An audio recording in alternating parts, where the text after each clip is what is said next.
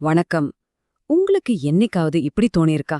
எப்ப பார்த்தாலும் பிஸியா இருக்கிற மாதிரி, நம்ம மனசுக்குள்ள ஒரே நேரத்துல 100 விஷயம் ஓடிட்டே இருக்கிற மாதிரி, அப்படி ஒரு ஃபீலிங் இருந்தா, கண்டிப்பா இந்த பகுப்பாய்வு உங்களுக்கு ரொம்ப உதவியா இருக்கும். இன்னைக்கு நாம பேசப் போற தலைப்பு மனச்சுமை. அதாவது இந்த மென்டல் லோட். இதை எப்படி ஜெயிக்கிறதுன்னு தான் பார்க்க போறோம். வாங்க ஆரம்பிக்கலாம். முதல்ல இந்த ஒரு மேற்கோள்ல இருந்து ஆரம்பிக்கலாம்.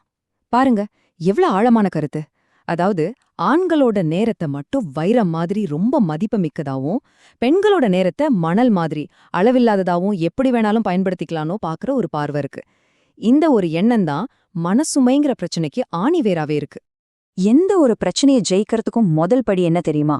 அதுக்கு சரியா ஒரு பேர் வைக்கிறது தான். முதல்ல நாம போராடிட்டு இருக்கிற இந்த கண்ணுக்கு தெரியாத எதிரிக்கு ஒரு பேர் கொடுத்து அதை சரியா புரிஞ்சுக்க முயற்சி பண்ணுவோம்.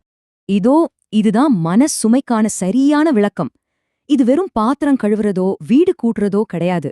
அதுக்கு மேல ஒரு வீட்ல அடுத்து என்ன தேவைப்படும்னு யோசிக்கிறது, மளிகை சாமான் தீரதுக்கு முன்னாடியே லிஸ்ட் போடுறது, குழந்தையோட ஸ்கூல் ஃபீஸ் தேத்திய ஞாபகம் வச்சுக்கிறதுன்னு ஒரு கம்பெனியோட சிஇஓ மாதிரி யோசிச்சுட்டே இருக்கிறோமே, அதுதான் இந்த மனசுமை.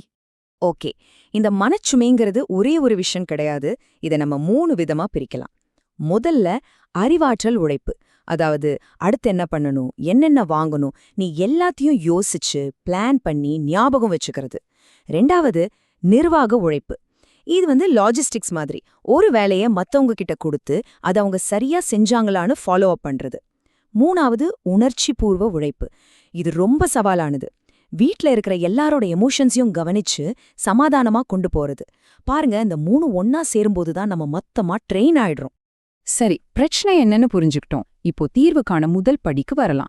வெளியில இருக்கிற குழப்பத்தை சரி செய்யறதுக்கு முன்னாடி நமக்குள்ள இருக்கிற அமைதி எப்படி ஒரு 3 நிமிஷத்துல மீட்டெடுக்கிறதுன்னு பார்க்கலாமா? நம்புவீங்களா? நம்மளோட உடம்ப அமைதிப்படுத்தி, இதய துடிப்ப நார்மலாக்கி, மனச ஒரு நிலைக்கு கொண்டு வர வெறும் 90 வினாடிகள் போதும். ஆமா, ஜஸ்ட் 1.5 நிமிஷம்தான். அதுக்கான டெக்னிக் ரொம்ப சிம்பிள். மனசு ரொம்ப பாரமா இருக்கும்போது இதை செஞ்சு பாருங்க. 1, 2, 3, 4ன்னு எண்ணிட்டே மூச்சை நல்லா உள்ள இழுங்க. அப்புறம் 1, 2ன்னு எண்ணி அப்படியே பிடிச்சு வச்சுக்கோங்க. இப்போ 6 வரைக்கும் எண்ணி மெதுவா மூச்சு வெளியே விடுங்க. இதை ஒரு 90 வினாடிக்கு திரும்ப திரும்ப செஞ்சீங்கன்னா உங்க நரம்பு மண்டலம் அமைதியாகி மனசு கூட ஒரு தெளிவு கிடைக்கும். அடுத்து இன்னொரு சூப்பர் டெக்னிக். திடீர்னு ரொம்ப பதட்டமா ஃபீல் பண்ணும்போது, இல்ல ஒரு முக்கியமான மீட்டிங்க்கு முன்னாடி டென்ஷனா இருக்கும்போது இந்த 333 டெக்னிக்கை பயன்படுத்தலாம். இது உங்களை அந்த பதட்டத்திலிருந்து வெளியே கொண்டு வந்து நிகழ்காலத்துக்கு கூட்டிட்டு வரும். இது செய்யறது ரொம்ப ஈஸி. நீங்க எங்க இருக்கீங்களோ அங்கிருந்து கண்ணுல படுற 3 பொருளை சொல்லுங்க.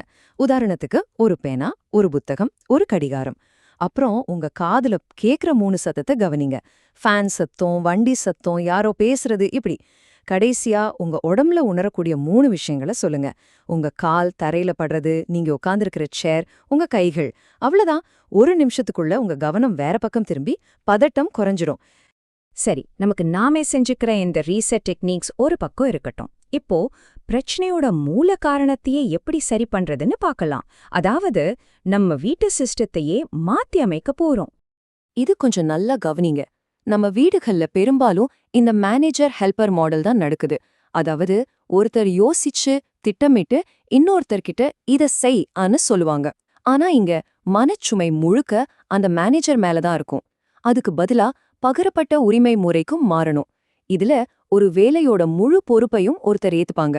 திட்டமிடுறதுல இருந்து செஞ்சு முடிக்கிற வரைக்கும் எல்லாமே அவங்கதான். இதனால நச்சரிப்பு குறையும், மனசுமை உண்மையாவே பகிரப்படும். இந்த முழு பொறுப்புன்னா என்ன? அதுக்கு தான் இந்த சிபிஇ ஃபார்முலா. அதாவது கன்சீவ், பிளான், எக்ஸிக்யூட். ஒரு வேலைய யாரும் சொல்லாமலேயே அதோட தேவையை உணர்ந்து யோசிக்கிறது தான் சிந்தித்தல்.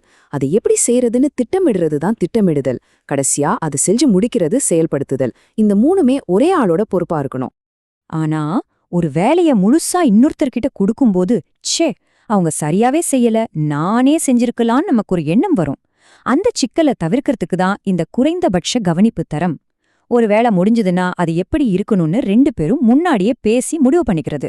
உதாரணமா, சமையலறை சுத்தம்னா பாத்திரம் கழுவி மேடைய தொடச்சு சிங்கியும் சுத்தப்படுத்தணும்னு தெளிவா இருந்தா அப்புறம் மனக்கசப்புக்கு இடமே இல்ல.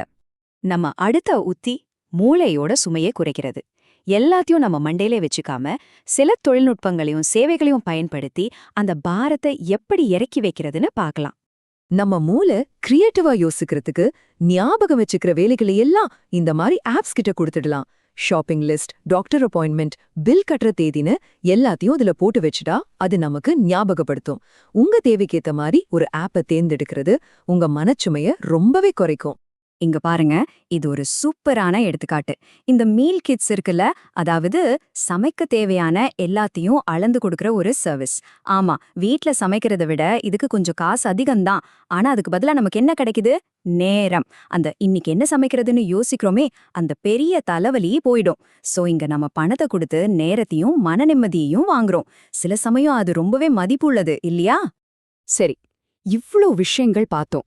சுவாச பயிற்சி, வேலை பகிர்வு, டெக் கருவிகள், இதெல்லாம் எதுக்காக நாம செய்றோம்? வெறும் வேலைகளை சரியா முடிக்கிறதுக்கு மட்டும்தானா? இல்ல, இதுக்கு பின்னாடி ரொம்ப முக்கியமான ஒரு நோக்கம் இருக்கு. அதுதான் இந்த யூனிகார்ன் ஸ்பேஸ். இது ஒரு அழகான கான்செப்ட். வேலை, குடும்பம்னு நம்மளோட எல்லா கடமைகளுக்கும் நடுவுல நமக்காக, நம்மளோட ஆசைகளுக்காக, நமக்கு பிடிச்ச விஷயங்களை செய்யறதுக்கான நேரமும் மன ஆற்றலும் தான் இது. நாம வெறும் ஒரு ஊழியராவோ பெற்றோராகவும் மட்டும் இல்லாம நமக்கான ஒரு அடையாளத்தை தக்க வச்சுக்கிறதுக்கு இந்த யூனிகார்ன் ஸ்பேஸ் ரொம்ப அவசியம். அப்போ நாம என்ன செய்யணும்? சுருக்கமா சொல்லணும்னா இதுதான் நம்ம செயல் திட்டம். 3 விஷயம்தான். 1, 3 நிமிட ரீசெட்கள் மூலமா உங்களை நீங்களே சீரமைச்சுக்கோங்க. 2, முழு பொறுப்பு முறையை பயன்படுத்தி உங்க வீட்டு அமைப்பை முறைப்படுத்துங்க. 3, டெக்னாலஜியை பயன்படுத்தி உங்க மூளைக்கு ஓய்வு கொடுங்க. இந்த 3ஐயும் செஞ்சா மனசுமைய கண்டிப்பா ஜெயிக்கலாம். சரி, இந்த பகுப்பாய்வோட இறுதியில உங்களுக்கு ஒரு நேரடியான கேள்வி. இந்த வாரம் ஒரு வேலைய, அதாவது ஒரு காரிய முழு பொறுப்போட சிந்தித்தல், திட்டமிடுதல், செயல்படுத்துதல் முழு பொறுப்போட இன்னொருத்தர்கிட்ட ஒப்படைக்க போறீங்கன்னா அது எந்த வேலையா இருக்கும்? யோசிங்க. முதல் அடிய இன்னைக்கு எடுத்து வைங்க. உங்களுக்கான நேரத்தை மீட்டெடுப்பதற்கான பயணம் இப்போதிலிருந்து தொடங்கட்டும்.